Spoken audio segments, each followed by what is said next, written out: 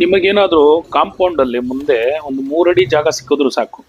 ಈ ಥರ ಒಂದು ಒಳ್ಳೆ ಐಡಿಯಾ ಮಾಡಿ ನೋಡಿ. ಪಾಟ್ ಒಂದು ರೆಡಿ ಮಾಡಿದ್ದೀವಿ. ಹೌದು, ಈ ಪಾಟಲ್ಲಿ ನೋಡಿ ಗಿಡ ಹಾಕಿ ತುಂಬ ಚೆನ್ನಾಗಿ ಬರ್ತಾ ಇದೆ. ಈ ಪಾಟ್ನ ಫಸ್ಟು ನಾವು ಆ ಜಾಗಕ್ಕೆ ಕಂಬಿ ಕಟ್ಕೊತೀವಿ. ಕಂಬಿಯಲ್ಲಿ ಮೆಶ್ ಥರ ಮಾಡಿಕೊಂಡು ಪಾಟ್ ರೆಡಿ ಮಾಡ್ಕೊತೀವಿ.